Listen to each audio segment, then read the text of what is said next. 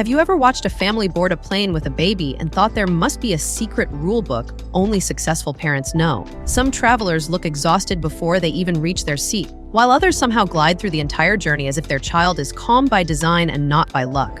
The truth is that flying with a baby is not about perfection. It is about strategy, knowing what to prep before boarding, what to avoid once you are in your seat, and how to control your environment when everything is unfamiliar. These hacks work in real life, not in theory. And when you understand how to prevent crying triggers instead of reacting to them, flying with a baby becomes far less overwhelming and far more peaceful for both you and your child. 1. Time the flight around sleep windows instead of routine daytime hours. The biggest mistake new travelers make is scheduling a departure based only on ticket price or personal convenience, rather than a baby sleep window. Babies are not stressed by airplanes because of fear. They are stressed by overstimulation, brightness, unfamiliar smells, and crowd noise, all of which are 10 times harder to manage if you board during an alert or fussy period. When you plan a flight that overlaps with a baby nap or nighttime sleep window, the cabin becomes a calming environment instead of a chaotic one. Dimming lights, white noise from engines, and gentle rocking motions simulate the same triggers that help infants sleep naturally. This means less fussing, fewer mid-air meltdowns, and far easier feeding rhythms. Short-haul flights during nap windows and long-haul flights that begin near bedtime give you the greatest control over the emotional tone of the journey. This hack does not eliminate risk, but it dramatically increases your odds of a peaceful flight. When timing aligns with biology, both child and parent travel more comfortably. 2. Feed during takeoff and landing to prevent air pain. If there is one hack that separates calm travel from screaming fit travel, it is pressure management. Babies cannot equalize ear pressure on command the way adults can by swallowing or yawning, so the simple act of feeding becomes pain prevention.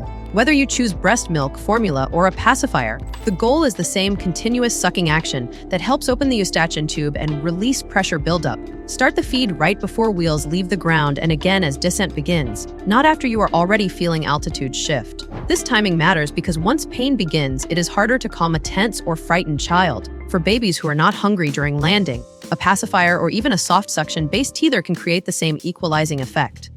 Cabin pressurization shifts twice during the flight, not throughout the flight, so this hack covers the two most intense moments. Parents who use it rarely experience mid-air wailing caused by ear discomfort, which is the #1 trigger for in-flight crying. 3. Bring a layered comfort kit instead of a single blanket.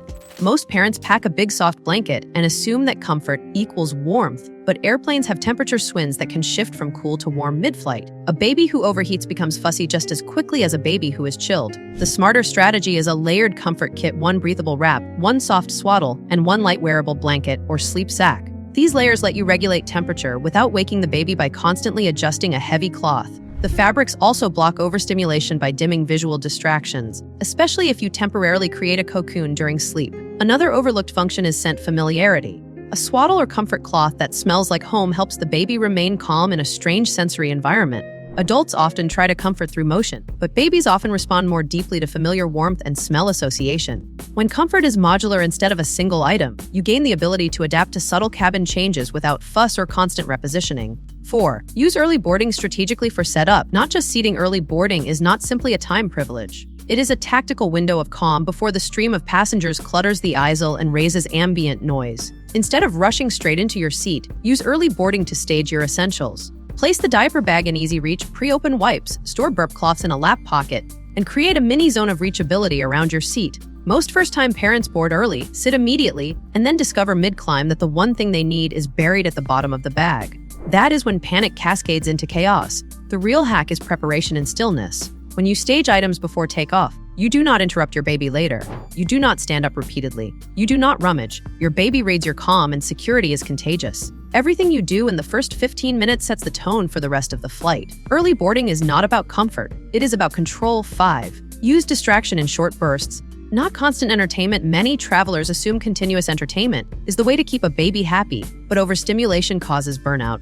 The smarter approach is structured distraction. Offer 1 item at a time, in spaced intervals, so each toy feels novel. Quiet crinkle books, soft texture cards, spinning rattles with muted sound, and touch-based fidgets are ideal for maintaining attention without overwhelming the senses. Rotate slowly, not rapidly. The key is engagement, not bombardment. Babies are more triggered by boredom piled on top of noise and fatigue than they are by stillness. If you introduce all distractions too early, you leave nothing to fall back on during delays or turbulence periods when movement is restricted. The trick is not to keep the baby busy all flight. The trick is to gently reset attention each time distress begins to build. Think of distraction as rhythm, not marathon. A calm baby remains emotionally anchored. A frantic baby burns energy and spirals into crying. 6. Build a seat space barrier to prevent accidental drops. The most stressful part of flying with a baby is not noise. It is items falling into unreachable places. When pacifiers, bottles, small toys, or teethers hit the floor or disappear between seats, the chain reaction is immediate: bending, bumping knees, unbuckling, awkward stretching, and frantic searching. This movement agitates the child and disrupts everyone around you. The fix is a simple barrier system. Use a muslin cloth or narrow blanket tucked between your body and the seat gap and fold it so it blocks the open space. Attach pacifiers or light toys with short tethered clips to prevent drops. You are not child-proofing the cabin. You are removing stress triggers. When nothing important hits the floor, you eliminate sudden panic. Babies feel energy shifts long before they understand words, and when your movements stay smooth and unhurried, their mood follows. A peaceful parent equals a peaceful baby. A seat barrier protects calm as much as belonging. 7. Change diapers strategically before you board. Most people assume the correct time to change a diaper is right before takeoff, but the smarter timing is just before boarding begins, not after you have already taken your seat. Airplane bathrooms are cramped, turbulence can interrupt movement, and passengers lining up to use the restroom create time pressure. Changing before boarding prevents a first-hour meltdown, reduces utter anxiety, and gives you a longer runway of comfort before the next change. Use a portable fold mat and have a mini change kit separate from your regular diaper bag so you do not unpack the entire supply. In-flight changes should be minimal effort and minimal mess. The real hack is preventing the urgent change, not reacting to it. When a baby is dry and fed during boarding, half your stress is eliminated before the plane even leaves the gate. A calm start multiplies into a calm cruise because discomfort rarely builds if you stay ahead of needs. 8. Sit near the window to control light and stimulation. Aisle seats give fast bathroom access, but window seats give sensory control, and babies respond more positively to controlled environment than convenience. The window acts as a shield from traffic movement, beverage carts, and strangers brushing past. Light exposure can also be managed by using the shade to dim brightness during nap cycles, creating a small sleep cocoon that is impossible in the aisle. The wall provides a support surface for cradling or leaning so you can rest your arm without constant strain. That stability keeps the baby still and supported. Window seating also protects your feeding privacy and lowers distraction while nursing or bottle feeding. The fewer unpredictable inputs your baby experiences, the fewer meltdowns occur. Travel comfort is not about perfect silence or heavy sleep. It is about predictable rhythm.